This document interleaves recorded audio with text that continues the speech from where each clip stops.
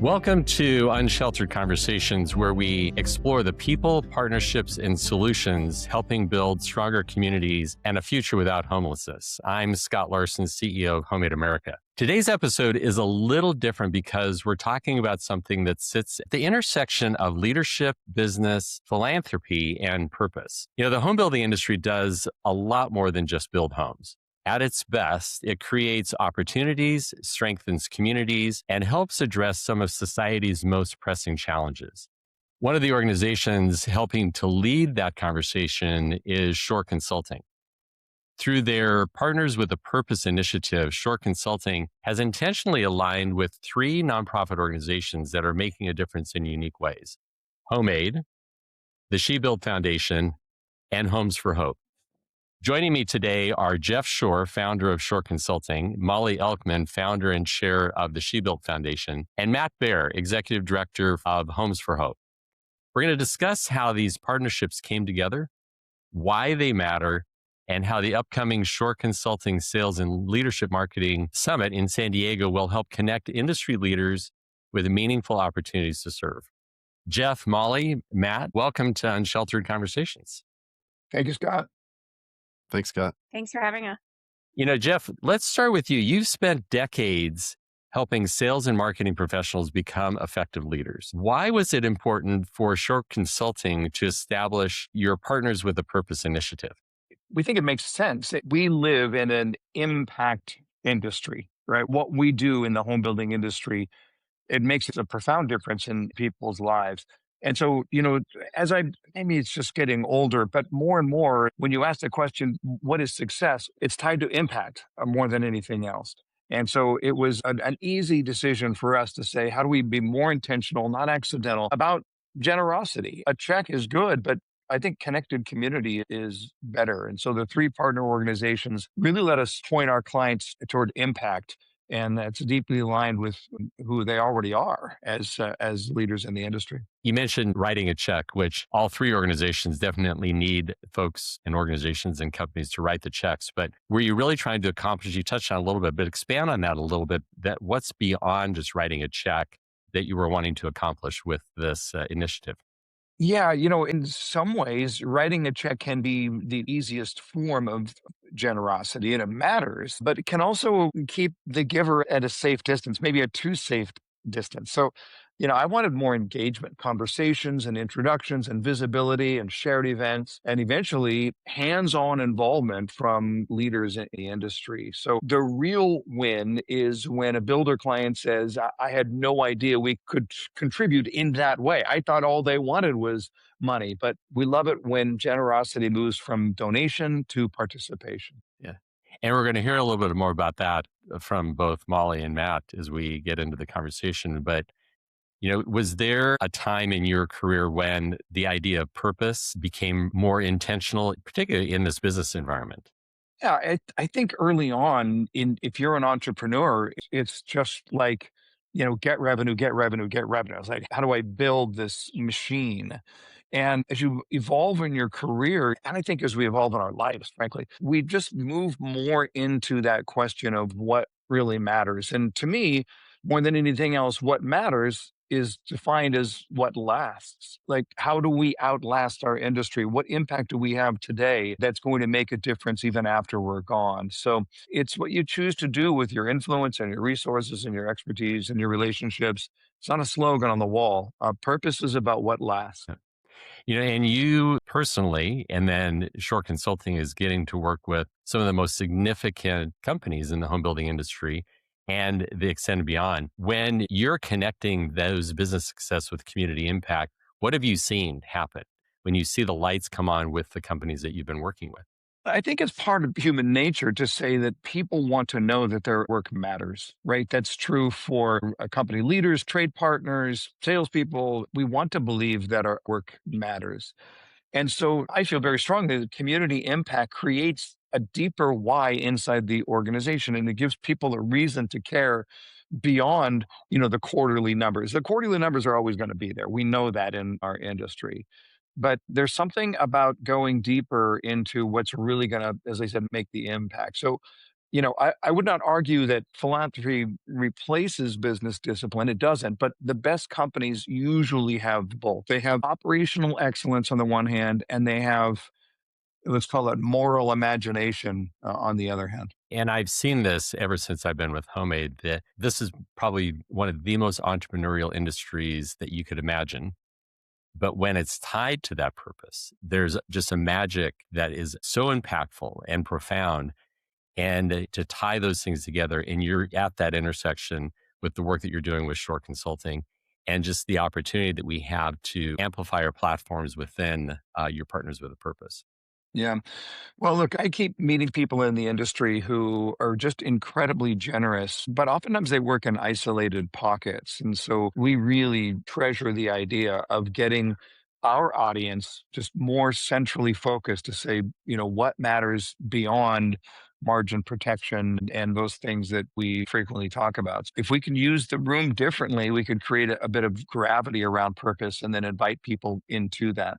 So when you began to think about this idea of the Partners with a Yeah. Purpose and tied to the summit, which we're going to talk about in a little bit, how did you choose HomeAid, the She Built Foundation, and Homes for Hope? How did you zero in on our three organizations? Yeah, that's a good question because if you're an entrepreneur, and I know Mollie knows this quite well, you're getting hit up all the time. Everybody wants a piece, right? And I get that. I understand. But we wanted to specifically work with companies that were already connected naturally to the DNA of the home building industry. They do it from different angles. But, I just look at it and say, HomeAid addresses homelessness and housing insecurity. It's at the heart of our belief that shelter matters. And then, Mollie's organization, the She Built Foundation, it speaks to really what our future workforce is and needs to be. That's a pressing need both for the industry and for the young women who will take part in it. And then, of course, Homes for Hope, it just is a really practical model that's going to leverage what they already know how to do and then turn that into global poverty alleviation. I mean, all of these things are, again, they're woven into the DNA of the industry. So it's not a random philanthropy. There is an aligned purpose to who we're working with. And we at Shore Consulting are just blessed beyond description to be a small part of what these three organizations do. And that's what I love about the opportunity to be next to you guys at the International Builder Show. So the She Built Foundation has a booth right next to the Homes for Hope booth, right next to the HomeAid booth. And as people come up who have a heart for philanthropy, we're able to direct them where they have a heart to serve, right? Because we all have different focuses, but we're all in it together. So I love that aspect of this group here. And I was just going to kind of dovetail into that as well, because we're all looking for resources, but we're not competitive. We are collaborative because we see the strengths of each other's organizations and the work that we do and the leadership that's behind it. And that's the beauty behind what we're doing and how we've come together. Let's dive into kind of what each organization is. And Mollie, let's start with you. For our listeners that aren't familiar with the She Built Foundation, tell us about your mission and how the organization came to life. Yeah, so it all happened very organically for the She Built Foundation. We are inspiring the next generation of builders, and it happened based on a real project. So I own a marketing company for home builders, and I had the opportunity to do the marketing for a real build that was done intentionally to show that women could do all aspects of the build. And in telling the stories of these women, I realize there's so much more here. I mean, this is such an important message for workforce development and the future of the industry. And I had always wanted to write a children's book. And Scott, I love that you have it behind you. It's one of the best. Oh, thank you. And it really started as me wanting to tell the story of this build in a way that would last after this home was sold. And so I turned it into a children's book, thinking that that's, it would be a children's book and builders would have it in their sales office, or, those in the industry would love it to share about what they do. And what happened from there was it really resonated. People loved the idea, and it actually took off in a very organic way where people started sharing it on social media and started referring to it as a movement and started putting the book behind them. And I actually did not want to start a nonprofit. I was very against starting a nonprofit. Like Jeff, I have a for-profit business and it's a full-time job. But with the enthusiasm around the movement that happened organically, I had a lot of individuals and companies who just were so supportive and were saying over and over, there's so much more here. There's so much more here. And when you have that kind of voice in your ear saying, we have to do this, we have to do this, it really pushed me to that next level to turn it into a foundation. So now we give away books and resources, Girl Scout patch, all of these things for free.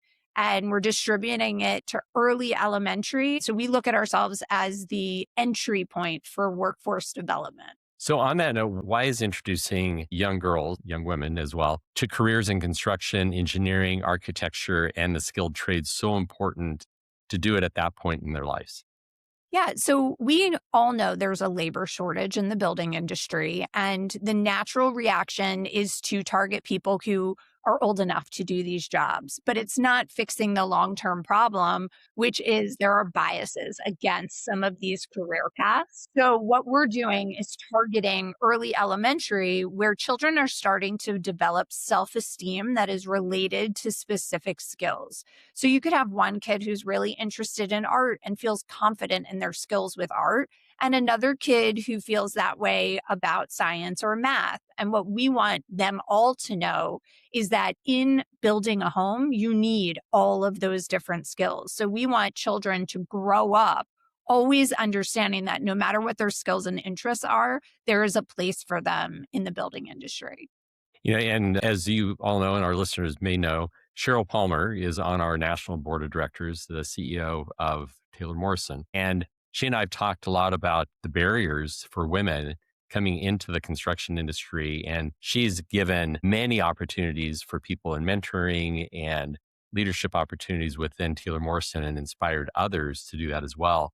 But what do you feel are the barriers that are preventing women from entering into the industry? Yeah, so I think there are a lot of barriers. By focusing on early elementary and changing that perception, we're not just changing that perception with little girls, we're also changing that perception with the little boys. Like, we want children to grow up knowing that girls can do these jobs without a doubt, and seeing it and seeing real people. So our intent is to alleviate those barriers as people get further down the pipeline and get closer to their career. I'm a father of 3 daughters, and we've often talked about what career paths that they could be going down and starting at an early age, but recognizing that there have been barriers culturally and in many aspects, but then that's doubled down in the construction industry. So I'm really grateful for not only your leadership, but what other women in this industry are doing. So Matt, let's pull you in. Homes for Hope is a remarkable model. And it's leveraging the building industry work here to fund global poverty alleviation. Tell us about what you're doing with your organization. Yeah, I'm happy to.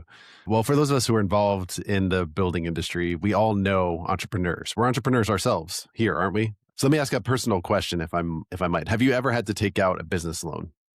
Yes. Yep. Yeah, absolutely. Right. Well, there is over 830 million people around the world who are living in extreme poverty, which means they live on less than $3 per day. Yet they're just like you and me. They're entrepreneurs too. The World Bank says the surest way out of poverty is a good job.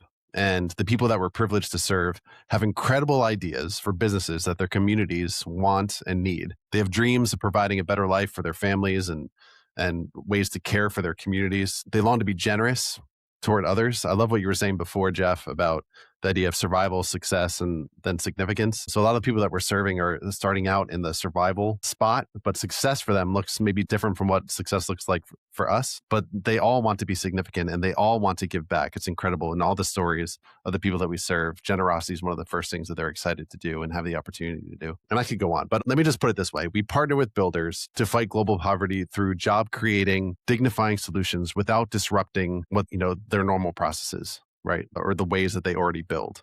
The dollars that have been raised here in this country through the builds that you do, what impact have you seen around the world? The way it works is the builders that we work with, they don't have to go anywhere or do anything different to have a global impact, we use financial tools like microfinance to provide life-changing capital and invest in entrepreneurs. So our founder, Jeff Rutt of Keystone Custom Homes, started serving one community in Zaporozhye, Ukraine in 1997. We're still there. And he started with 12 loans of about $500 each through one church partnership in that region. And today, we've grown to serve more than 3.7 million families across more than 30 countries. We've distributed over $2.3 billion in loans. And here's the crazy thing, that's off of only about $440 million of donations. And that's because the loans get repaid and recycled and it helps cover operational costs. And so we're able to expand the impact of our donors' dollars as they're recycled in these loans. So 12 loans of about $500 each to 2.3 billion in loans, 12 families to 3.7 million families, one town in one country to 30 countries, and then one church partnership to 19,500 church partnerships. So those are big numbers and hard to wrap your head around a little bit, but I'm excited to share a story of one of the people we serve later in the episode, which should bring it all home. No, absolutely. When I think of the work that HomeAid's doing just in homelessness and people that are at risk of homelessness and building new lives, all of this is tied together. And this partnership that we have with Shore Consulting and with both of your organizations is critically important to us and has been really meaningful because it's amplifying each of our respective areas of focus, but then the synergy of how the building industry resonates with us and the impact that they can have. And it's been just a blessing to be part of this work with the three of you.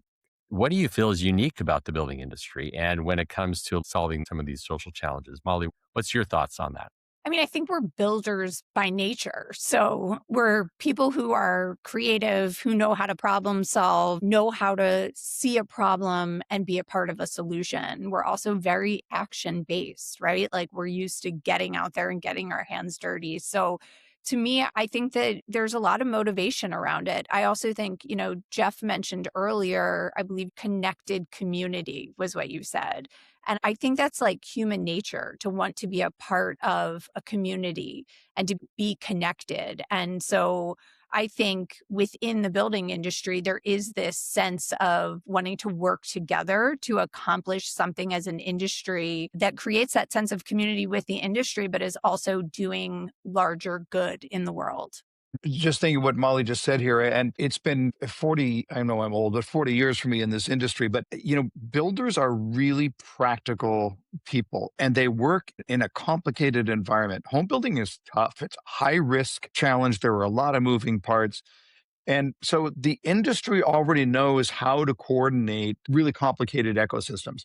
So that skill is just incredibly valuable and transferable into other areas. So when you look at it, housing touches almost every major social issue, right? Family stability, education, employment, safety, dignity, health. When the industry decides to serve, it brings more than just money. It brings a know-how and relationships and problem-solving muscles. The things that they do every day just to survive are easily transferable into greater causes like the three that are represented here. And I've seen that in our work with HomeAid because obviously there's a direct tie to building shelter or other types of housing projects. But you're right, the issues related to homelessness or what, Matt, you're dealing with on global poverty, or even Mollie, the future of our industry, it's complex.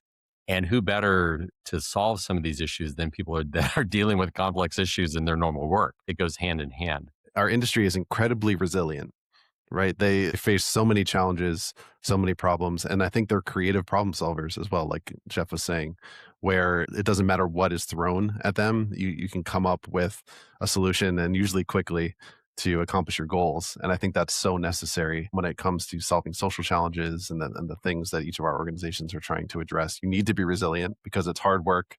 It can be discouraging at times, but then it's also beautiful and purposeful, right? We were talking before about the companies that start with survival, move towards success, and then they want to have significance once they've gotten to that point, and we get to come alongside them in that. So expanding on that a little bit, why do you feel that just inherently, why are they so generous in giving their time, their talent, and their resources? Mollie, you touched on the energy that got behind you when you started the organization. You probably felt like there was a wave that you couldn't control, but a lot of it is the people that are being generous behind you. But what do you feel is driving that?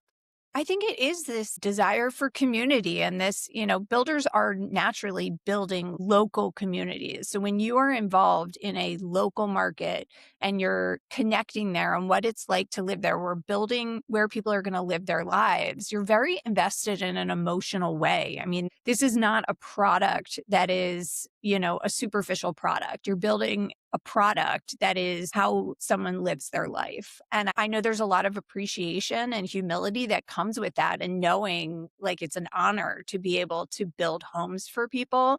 And I think a lot of people who go into this industry feel that. They feel like it is such an honor to build homes for people, and they are just good-natured people who want their communities to be strong and successful. And I think that's a big part of why we see so much generosity within the building space. Yeah. Yeah, and going along with that, there's misconceptions. Jeff, you've been part of this industry for many years. And why do you see the misconceptions about what the industry's role is in the community? And what have you seen over the years that we've been overcoming with the ability to give back? But what are some of those misconceptions that you've seen existed then or even now? Well, I think one misconception is that builders are only thinking about margins or land positions or closings, and those things matter, but it's kind of a thin description of the people that I know in the industry, and I think represented here with all the people that we all know in this industry. I think people underestimate how many builders are quietly generous. And when I hear the stories, I'm just blown away. They may not be loud about it, but the generosity is there. Go back to what Molly was just talking about, how communities work. I think builders are close enough to the ground to understand real human need. And quite frankly, they know what it means to have a tangible impact on something. You show them a need, show them a practical path, and they'll work through all of the misgivings and the misconceptions and the stumbling blocks and the politics and everything else. Just show them the path, and a builder will figure it out. One of the things that always sticks out to me is that I think builders can relate to the people that we serve. They can see themselves in them because they know what it takes to work hard and build a business and struggle and go through all of that on their journey towards success. And so when they see other people in a place where they used to be, there's just a natural connection there and they want to come alongside and help. So I think that plays into it as well. And Matt, anecdotally, when we've done service projects with HomeAid or even a tour with teams from our builders, time and time again, there's someone at the end of that tour, at the end of that service day, that pauses and says, that was me, or that is me. I grew up living in motels, or I was homeless, or even there was someone that was actually literally homeless then and was working at the builder and would live in their car and shower at the gym and then go to work. And he was transparent enough to share that after this tour. So it is very real, and it's real within the confines of the industry, and people that struggle, or they have a family member that is dealing with mental illness, or a daughter that is dealing with drug and alcohol issues. So it's all right there. And we have that opportunity to not expose it in a way that is negative, but to expose it in a way that we're all in this, and there's opportunities for us to come together in a very unique and intangible way. So Jeff, I was going to pivot to a little bit, you touched on it a little bit earlier, but the idea of service and leadership. How have you seen that? Because you're working with key executives across the country. How have you seen that go hand in hand? Well, I think a major component of leadership is stewardship. So you're responsible for influence that doesn't exist only for your own benefit. And so when we think about, as it relates to our mission and what it is that we're doing here, service keeps leaders from becoming self-protective, right? It steps them outside of their self. So my mother was the head of a pediatric intensive care unit for years. And because of an issue that we had with one of my children, when they were young, we spent a little time in a pediatric intensive care unit. I can tell you, those people are cut out of some other kind of cloth than mere mortals, right? And I remember asking her, you lose kids. It's going to happen. What do you do? Because you got to, you can't help but be connected to these children. And sometimes you lose kids. What do you do? And she said, I ask the same question every time. Who do I serve next? There is always someone to serve. And because she was in a leadership position, that sense of stewardship carried through to everybody else and carried them through those difficult times. So I think when we ignore stewardship as an important part of our leadership role, then what takes its place? Well, it's greed, it's power, it's the seeking after things that really aren't going to last. But stewardship lasts. And I think that's the key component of leadership we need to lean into. And when you've seen some of these leaders step into that, how have you seen the culture change within the company from philanthropy or just elevating the Yeah. tone and spirit within those companies? Yeah, well, I think it creates a shared story, right? So when we are aligned on something, when we can all lean into something, and all of us, right now who are talking on this very call, we've all had those experiences where we were working shoulder to shoulder with our sleeves rolled up and just diving into something. And the joy and the sense of connection and family and purpose that happens right there, it leaves you at the end of the day exhausted and absolutely thrilled. Like that was a day well spent. There's just something about that shared story to say, together we made an impact that rises us above our day to day issues. And this is such a tremendous industry to be part of. And Molly, you're at that core aspect of trying to expose these people to this and the opportunities. What do you think is it going to need to change people's perspective? Because once you're in it, people love it and people don't leave this industry. But what do you think it needs to change to have people think that this is a possible direction that I can go of not only financially my career, but what we're talking about, this culture, the philanthropy that's all involved? Yeah, I think it's really that early exposure. And that's why we're so focused on really young learners. I mean, when I have a lot of people say, oh, why don't you target middle school? Why don't you do a program for high school? And we have to stay focused on early elementary for the She Built Foundation because we want to be that entry point to these conversations. And we want young people to see that these pathways are great. There are a variety of pathways within building and that they're for everyone. So I think that, being that entry point and having that exposure as early as possible is really, really important. I mean, when I'm in a kindergarten classroom and we talk about plumbers and the fact that clean water is coming in and dirty water is going out, and all of a sudden they're looking at the space around them and they're realizing there are systems like the puzzles they do that are behind the walls. And not only that, someone put them there. And all of a sudden, the space around them becomes kind of magical.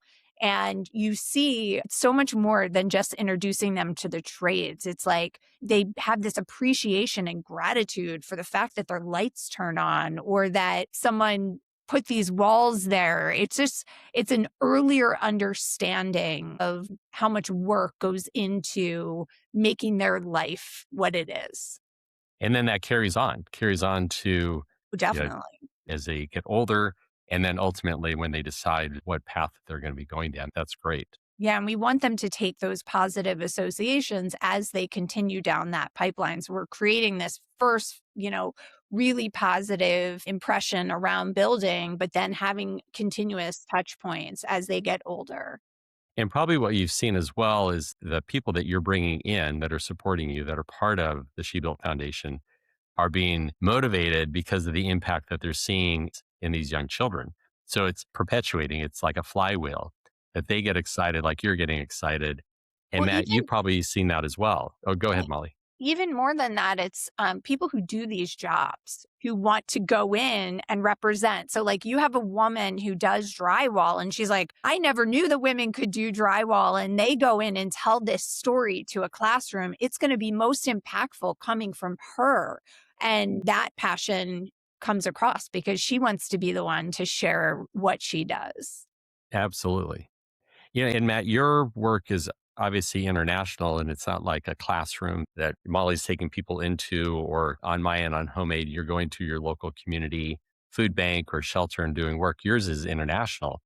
But what have you seen how the building industry has rallied around that cause when they've seen the direct impact when you've taken people overseas? Because I know you take people on tours. What have you seen change in their lives when they see the impact when they've traveled with you internationally? Yeah, real quick before I answer your question, I'm not a young girl, but Mollie's getting me excited about being a builder.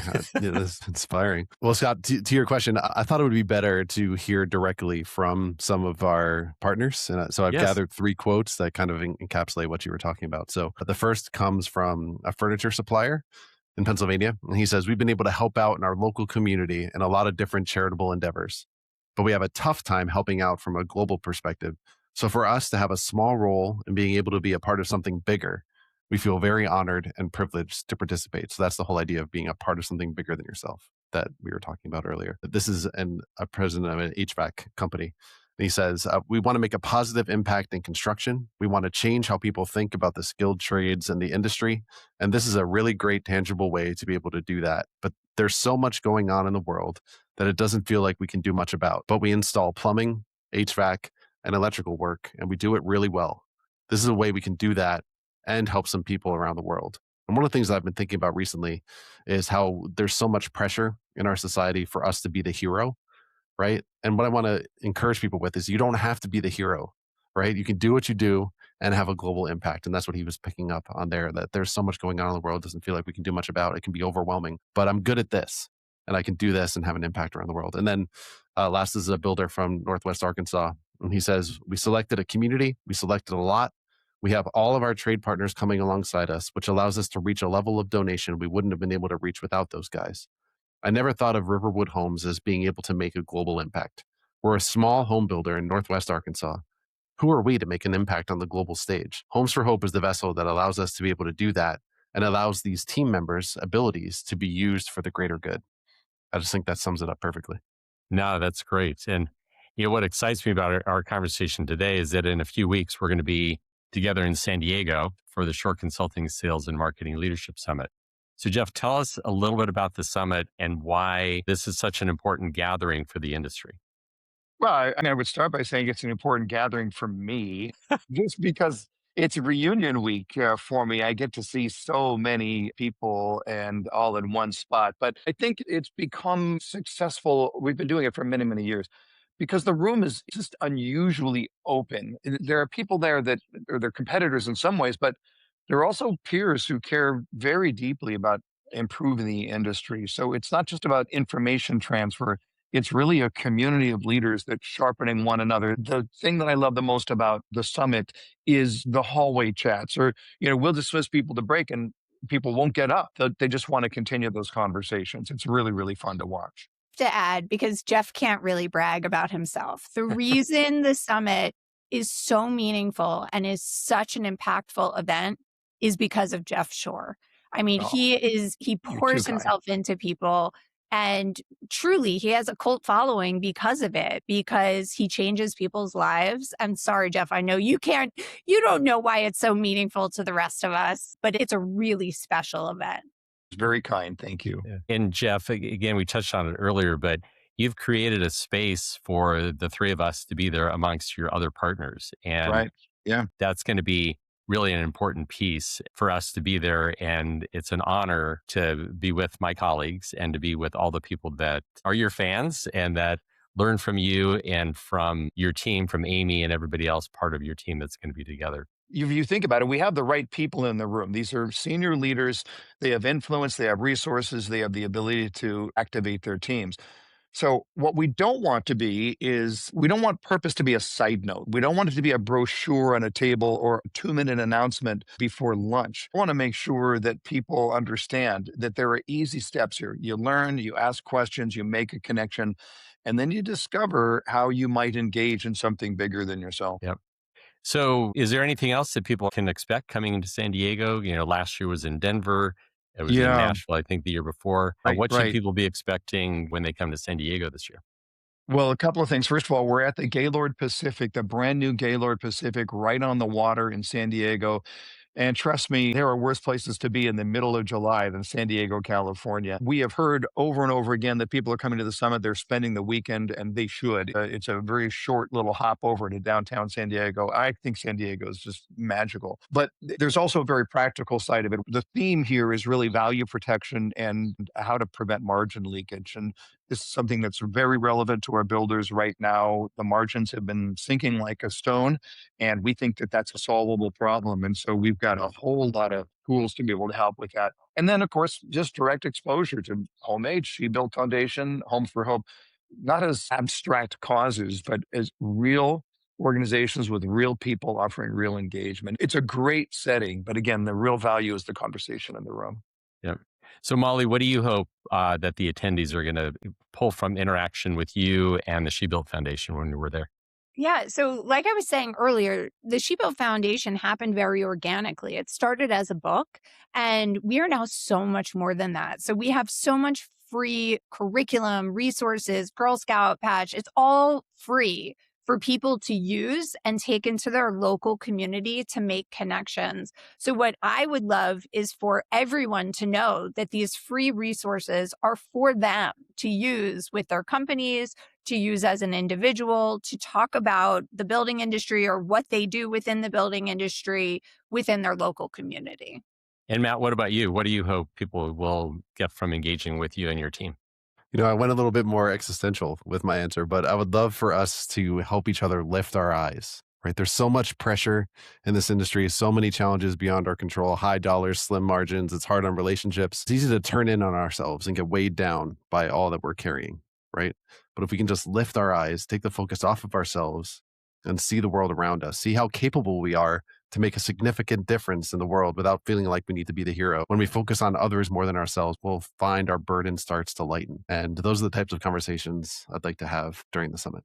And I've seen that time and time again. You set a tone and your organization sets a tone. And I see that time and time again. So thank you for bringing that spirit to these gatherings when we're together and when we're going to be in San Diego.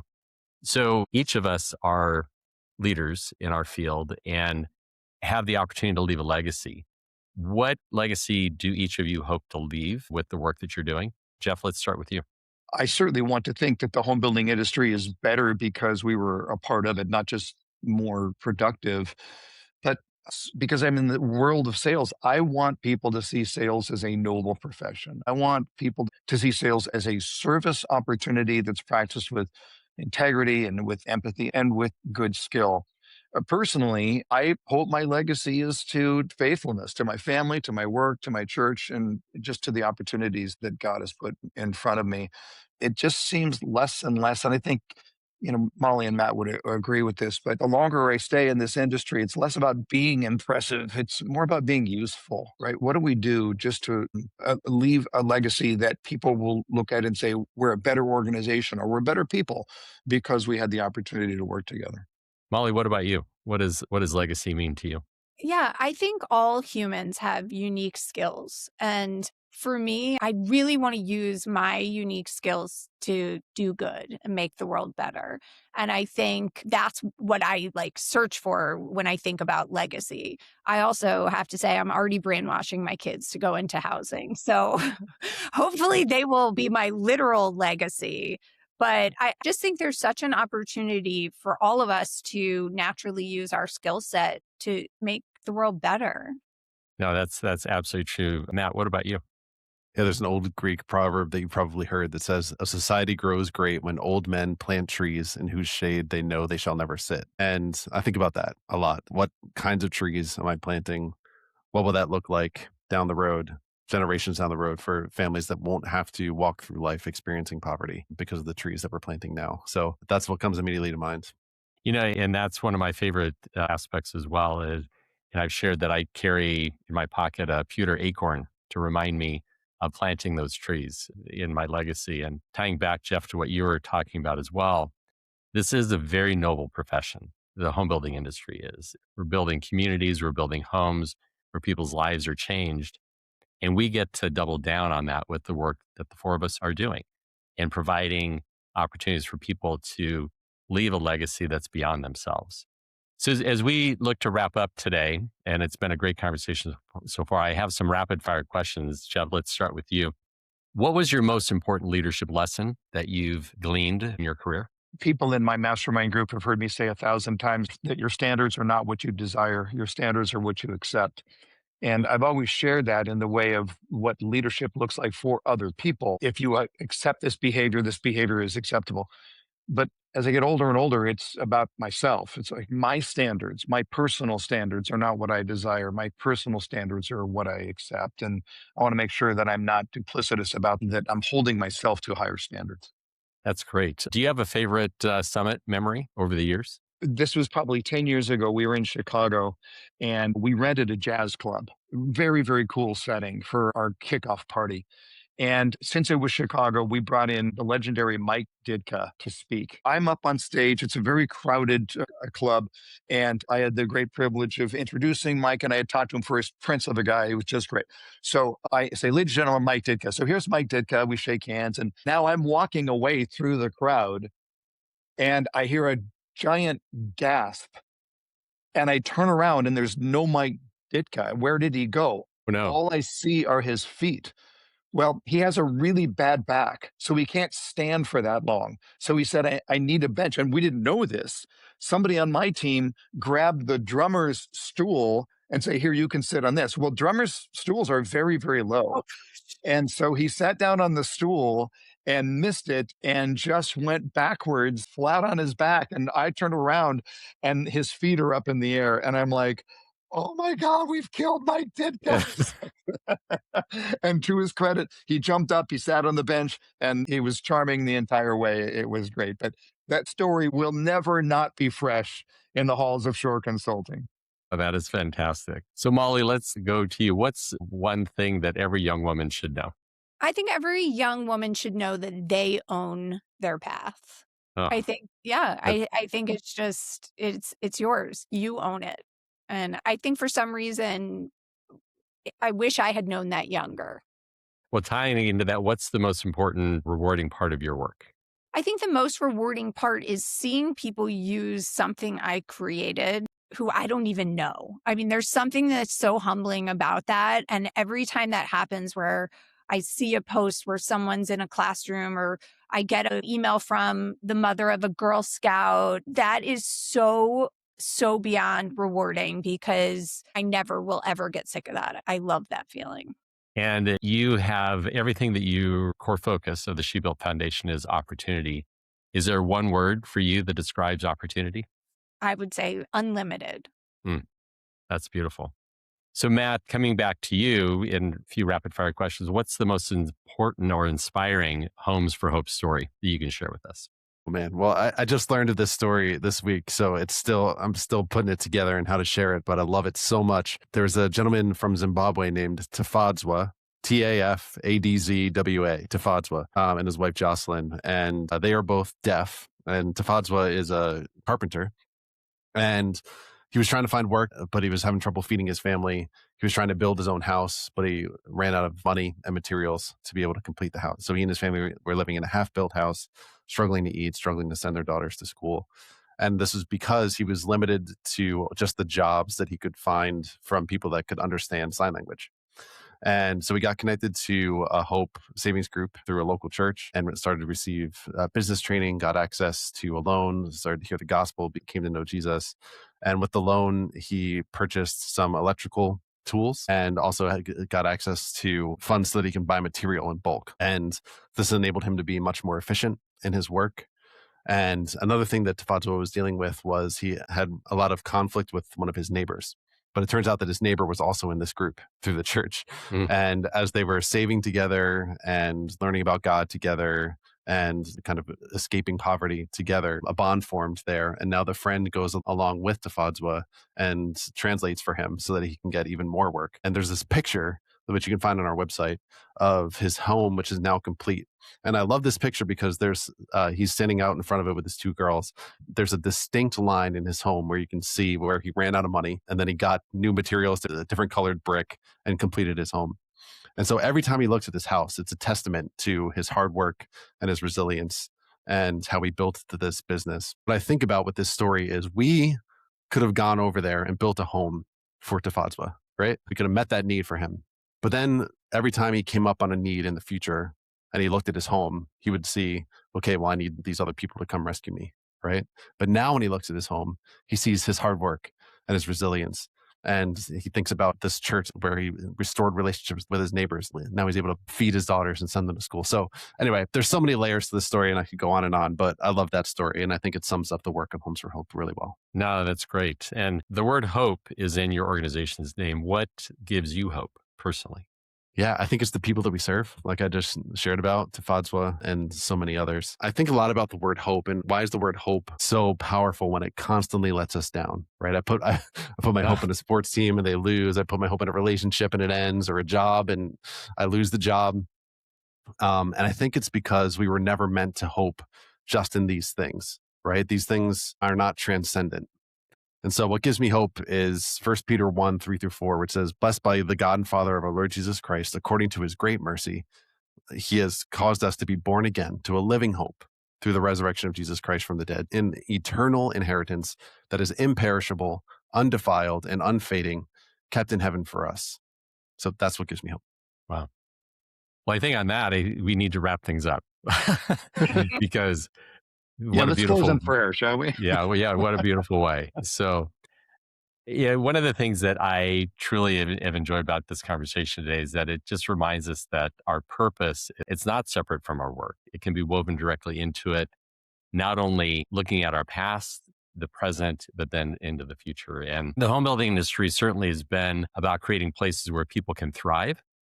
What Jeff, Mollie, and Matt have demonstrated today is that these talents, the relationships and resources that build homes can build futures, can strengthen communities, create opportunities, and ultimately change people's lives. So whether or not it's families experiencing homelessness, introducing young women to careers in construction, addressing poverty around the world, each of our organizations represents a different expression of that same belief that we all have a responsibility to leave our communities better than what we found them. So I encourage our listeners, if you're attending the Short Consulting Leadership Summit in San Diego, to spend time with us to learn. If not, reach out to us. You can definitely connect to us personally through our websites and our contact email information. And Jeff, Mollie, and Matt, thank you for your leadership and your partnership in being with us today. Thanks, Scott. Yeah, thank you, Scott. Yep. Well, thank you all for joining us on Unsheltered Conversations. I'm Scott Larson, and until next time, have a great day.